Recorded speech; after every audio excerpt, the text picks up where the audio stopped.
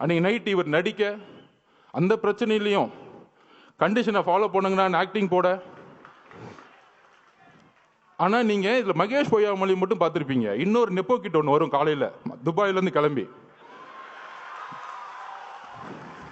அவர் ஏதோ துபாயில போய் தமிழ்நாட்டில் ஒரு தியாகம் பண்றதுக்காக அங்கே உண்ணாவிரதம் போன மாதிரியும், அங்கிருந்து இந்த மக்களுக்கு ஓடி வந்த மாதிரியும் வந்துட்டு ஒரு மணி நேரம் கூட ஹாஸ்பிட்டல் இல்லை. அந்த மக்களோட நமக்கு அந்த ரைட்ஸ் இருந்துச்சா, நமக்கு அந்த அதிகாரம் இருந்தால் அந்த மக்களோட கடைசி நிமிஷம் வரைக்கும் நம்ம இருந்திருப்போம்.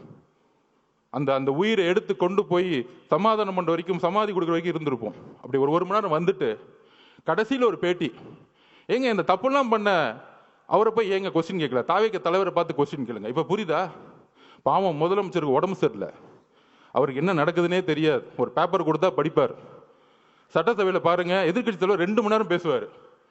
ஆனால் எதிர்கட்சி தலைவர் பேசுறதை காமிக்கவே மாட்டாங்க வீடியோவில். டக்குன்னு ஒரு குறிப்பு வரும், ஒரு 5 நிமிஷம் பேசுவார். அவர் 2 மணி நேரம் கத்திட்டு இருப்பார், 5 நிமிஷம் பண்ண லைவ் வரும். அவர் என்னப்பா பண்றது? இஸ்லாமிய சமூகமும் சரி, கிறிஸ்தவ சமூகமும் சரி, பெண்களும் சரி, இளைஞர்களும் சரி, அவர் பிரச்சாரம் போகும்போது எல்லா கூட்டமா வராது. அது எப்படி நிப்பாட்டுறது? இவ்வளவுதான் இவங்களோட நெரேட்டிவ், இவ்வளவுதான் இவங்க சிந்தனை. அப்ப என்ன பண்ணணும்? அவர்கிட்ட என்ன பலம் இருக்கு? பெரிய பொருளாதார பலம் இருக்கா? இல்ல. சரி, இவர் மிரட்ட முடியுமா? உன் குடும்பத்தை அதை பண்ணிடுவேன் இதை பண்ணிடுவேன், மிரட்ட முடியாது. பெரிய பெரிய நடிகர்கள்லாம் இன்னைக்கு மிரட்டி ரெட் ஜெயின்ல சைன் போட வச்சுட்டாங்க. உங்களுக்கு யாருன்னு தெரியும், அவங்க பேரை சொல்ல வேணாம். அவங்க இப்ப நமக்கு எதிராக பேசிக்கிட்டு இருக்காங்க.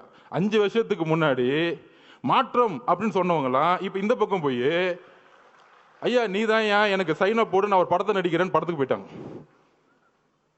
அன்னைக்கு எப்படி நைட்டு நடிச்சாங்களோ, வாழ்க்கை முழுசும் நடிச்சு நம்பர் 1 ஆனவருக்கு நடிக்கவே தெரியாதவங்க வந்து நடிச்சாங்கன்னா இவர் தெரியாதா தலைவருக்கு?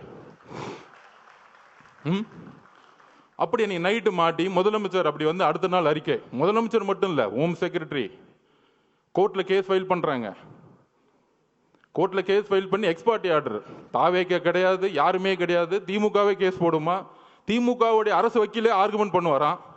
அதுக்கப்புறம் நான் எதுவும் சொல்ல முடியாது, ஒரு ஜட்ஜ்மெண்ட் வருது.